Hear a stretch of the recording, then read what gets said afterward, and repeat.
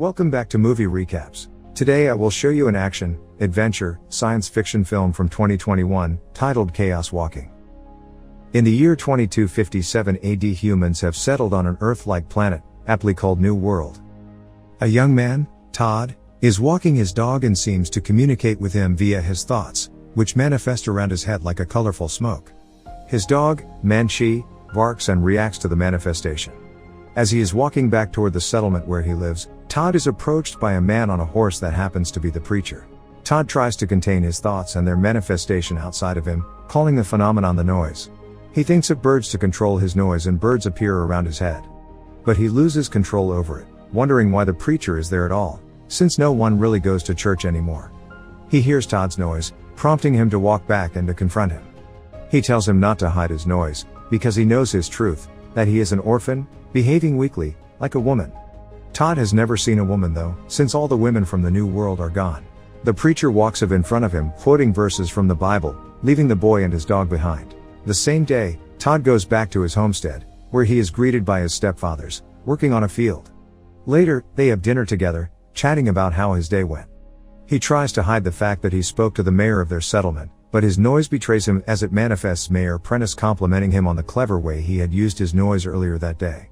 His stepfathers are not impressed by that. To the contrary, they believe that he is not a welcome person in their son's life. In a flashback, a very young Todd is talking to the mayor. He gives the boy a knife and tells him that he needs to learn to tame and control things, to protect the only ones that are left. Todd quickly learns that by tame the mayor really means to kill. It's revealed that the flashback is a noise manifestation. The mayor explains how unlike Todd he wasn't born in the noise, but he needed to learn to control it by years of practice. Todd's noise is audible in his step-parents' bedroom. One of them is really unhappy about the control the mayor has on their son. A shuttle descends toward the planet from a vessel in orbit around it. They have no contact with the surface and no idea what is happening there. The crew is chatting about the settlers on the planet, which were part of the first wave of colonizers. As the shuttle enters the atmosphere, strange things start occurring. Suddenly all the thoughts the men on the shuttle have start manifesting, revealing fear and confusion. This isn't something they are used to, like the men on the planet, and everything goes awry with the shuttle because of that. Its descent towards the planet becomes an uncontrolled fall. The shuttle crashes. Back at Todd's homestead, he and his stepfather are working on a field.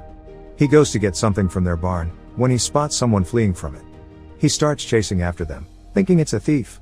The person leads Todd to the place where the shuttle had crashed. He realizes what it is and wonders whether the thief is a survivor from the crash. He sees graves surrounding the area. Todd runs toward the settlement to tell the mayor, but since he has trouble controlling his noise, as he walks Troffit to get to him, all of his thoughts project what he has seen. All the men from the settlement that hear his noise, start following him toward the mayor's place, curious about what Todd's noise is about. He tells the mayor what he has found and takes him and a few others to the crash site. When they get there, he tells them about the possible survivor and how they didn't have any noise. The mayor, realizing what that means, tells his men to find her. Todd is very surprised by this revelation, thinking it's a girl, a space girl. He's left wondering about her among the wreckage from the shuttle, when he spots her coming up to him. He's fascinated by her, since that is the first time he's seeing a girl. She, on the other hand, just seems confused by his noise. He loses control of his noise again and proclaims to everyone that he has found her. She runs and a chaise trough the woods ensues. The mayor quickly traps the girl with the power of his own noise, projecting a circular fence around her. She doesn't realize the fence isn't real at that moment. Back at the settlement, the captured girl and Mayor Prentice have a conversation in which she learns that the noise is something only men have. He also tells her what had happened to all the women from their colony, that the native species of the planet, called the Spackle, had slaughtered them all a long time ago during a war with the humans. In their conversation, she reveals that there is a ship that will be coming for her. The mayor wants to know where it will land, but she deflects his question. Unlike the control the mayor has over the men from the settlement, he has no control over her. He leaves her alone with his buffoon son, who instantly starts shuffling Troff her bag and finds an unusual tool. It turns out to be a weapon that he activates by mistake, almost killing them both in the process. She uses that as a distraction and escapes again. Crawling underneath the preacher's house, before she flees the settlement, the girl overhears a conversation between the mayor and the preacher, who are planning an ambush on her ship when it lands. The mayor wants to take over the ship. The preacher believes she's an angel.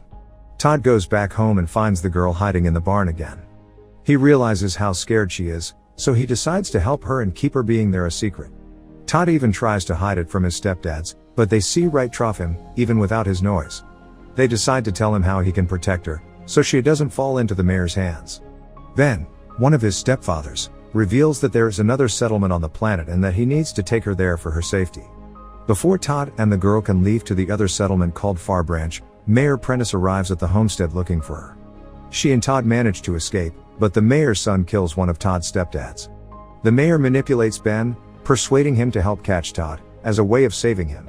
The girl, whose name is revealed to be Viola, Todd and Manchi start their journey toward Far Branch, unaware of what they might find there. The two of them start connecting and learning things about each other along the way. She tells him that she had never seen Earth, never felt rain on her skin. Viola was born on the colonizing ship. Her parents were also born there and died there as well. Todd tells her that he had lost his mother too when he was a baby. They were both orphans. Todd quickly becomes infatuated with Viola, projecting his fantasies about her with his noise. Naturally, she hates that. On their way to Far Branch, they see one of the native spackle. Todd fights it and wants to kill it, thinking it is one of the spackle that killed his mother. Viola pleads with him not to kill it and they realize that the creature seems just as afraid of them as they are of it. When Todd and Viola arrive at the settlement, they are met with a lot of anger and hostility. When the people find out that he is from Prenticetown, they want to hang him. Fortunately, the mayor of Far Branch doesn't allow that to happen. Todd quickly learns that everything he had always known about New World is a lie. The most important thing he finds out there is that not all of the women are dead. In fact, he learns the gruesome truth of his own settlement, that it was the men who killed all the women and not the native spackle. The men hated that the women could hear all of their thoughts and they couldn't hear theirs. That was how his mother died as well.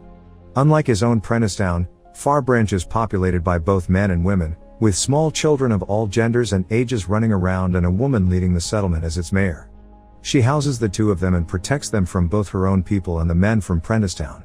Viola is saddened to learn that there is no modern technology at Far Branch and that she doesn't have a way to contact her ship from there.